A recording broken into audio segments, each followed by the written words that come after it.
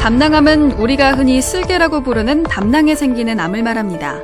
비교적 드물게 발생하지만 발병률이 조금씩 증가하고 있는데요.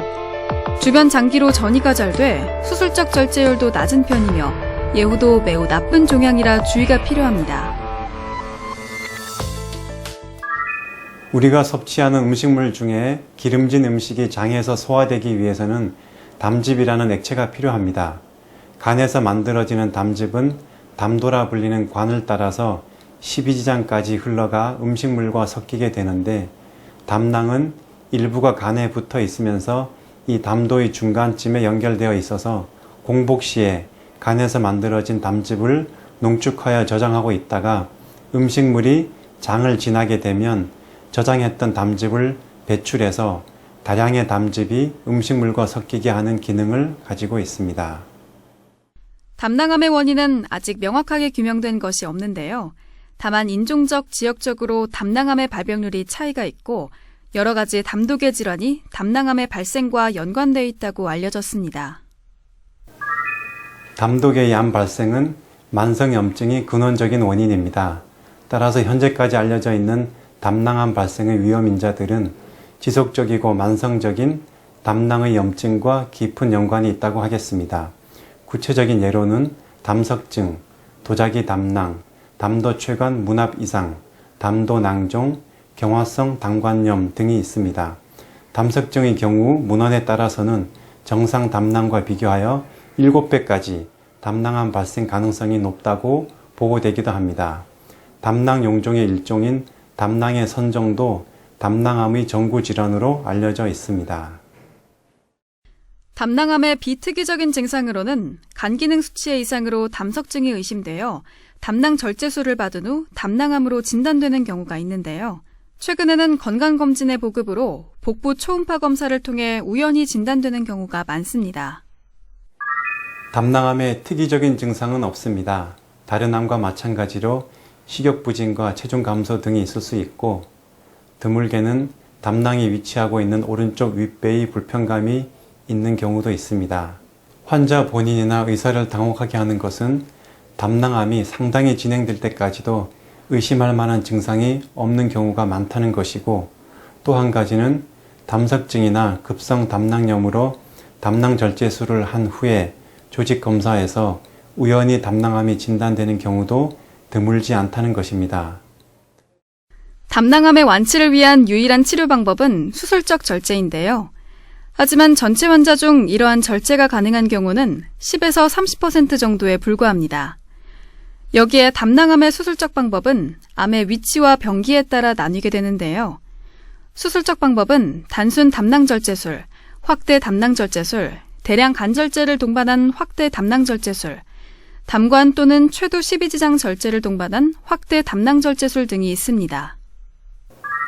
담낭암의 치료를 위해서는 우선적으로 수술을 고려해야 합니다. 담낭암은 위치나 진행 정도에 따라서 수술의 범위가 결정됩니다. 초기 담낭암인 경우는 담낭만 절제하는 단순 담낭 절제술만으로도 완치를 기대할 수 있습니다. 그러나 어느 정도 담낭암이 진행된 경우에는 담낭을 포함하여 담낭이 붙어있던 간의 일부와 담낭 주변의 임파선을 절제하는 확대 담낭 절제술이 필요합니다. 담낭암이 더욱 진행하여 주변 잔기, 즉 간이나 담도, 대장이나 십이지장 등을 침범한 경우에는 대량의 간 절제술, 담도 절제술, 대장 절제술, 최도 십이지장 절제술까지도 함께 진행해야 하는 경우도 있습니다. 그동안 담낭암은 초기에 특별한 증상이 나타나지 않아 진단을 받을 때 이미 암이 상당히 진행된 경우가 많았는데요. 최근에는 진단기술의 발달로 조기 진단이 가능해지면서 복강경 수술이 주목받고 있습니다. 복강경 수술은 이미 많이 알려져 있는 것처럼 장점이 많습니다.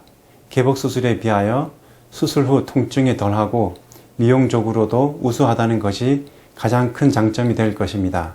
그 밖에 수술 후에 올 수 있는 일부 합병증이 적고 조기에 퇴원하여 일상생활에 빨리 복귀할 수 있다는 장점도 있습니다. 담낭 질환을 포함하여 거의 모든 질환에서 복강경 수술이 진행되고 있는데 담낭암의 경우에는 초기 담낭암일 때 복강경 단순 담낭 절제술이 가능합니다. 그러나 확대 담낭 절제술이 필요한 진행성 담낭암의 경우에는 복강경 수술을 보다 신중하게 선택해야 합니다.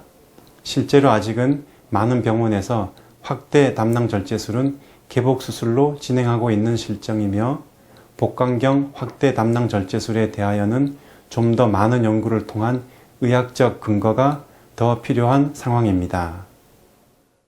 담낭 또한 인체를 구성하는 하나의 장기로 절제를 한다면 당연히 이후 후유증에 대해 걱정이 되기 마련인데요.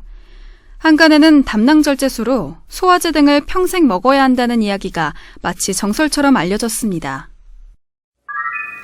담낭 절제술을 시행한 후에 올 수 있는 후유증은 일시적인 것과 지속적인 것으로 나눌 수 있습니다. 수술 직후에 상복부 불편감이나 오심 및 구토가 있을 수 있고 복부 팽만감이나 설사도 있을 수 있습니다. 수술 직후에 오는 이런 증상들은 일시적인 경우가 대부분이지만 설사나 우상복부 불편감은 지속적으로 남아있는 경우도 아주 드물게 있습니다. 많은 환자들이 수술 후 소화불량에 대해서 걱정하시는데 수술 후 당분간 기름진 음식을 줄이면서 절제한다면 시간이 지나면서 적응하게 되어 대부분의 환자가 소화 기능에 불편감 없이 살아갈 수 있게 됩니다. 물론 소화제를 포함한 약도 일시적으로만 복용하시면 됩니다. 여기서 잠깐!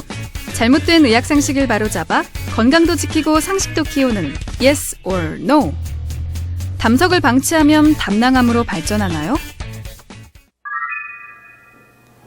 모든 담석이 시간이 지나면서 담낭암을 발전시킨다고 보기는 어렵지만 분명한 것은 담석이 오래되면 담낭을 지속적으로 자극하게 되어 만성적인 염증이 발생하고 이는 담낭암이 발생하는 원인이 되기도 합니다. 따라서 증상이 없는 담석증일지라도 정기적으로 담낭의 상태를 확인할 필요는 있습니다. 잘못된 의학 상식 깨치기 Yes or No. 두 번째. 탄산음료를 많이 마시면 담낭암 위험률이 높아진다는데 사실인가요? 아닙니다.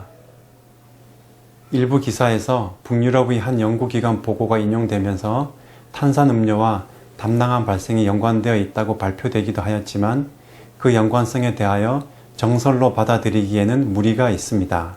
더 많은 연구가 필요할 것으로 보입니다. 이 연구기관의 결과는 탄산음료를 포함한 패스트푸드가 일반적인 암 발생과 연관이 있다고 보고한 것으로 이해하시면 되겠습니다. 담낭암의 5년 상대 생존율은 28.3%에 불과한 것으로 알려졌는데요. 수술이 가능해서 담낭을 절제한 환자라도 재발하는 경우가 많아 수술 후에도 지속적으로 관찰과 검사를 해야 합니다. 담낭암에 대한 두려움에서 벗어나기 위해서는 무엇보다 정기적인 검진으로 초기에 발견해 치료를 받는 것이 가장 중요하겠습니다.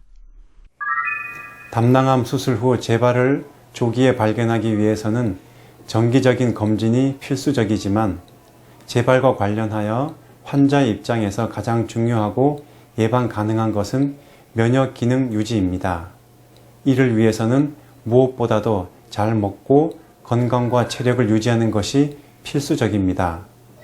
가려야 할 음식을 생각하기보다는 탄수화물, 지방, 단백질 이런 3대 영양소와 야채를 고르게 섭취하려는 노력이 더욱 중요합니다.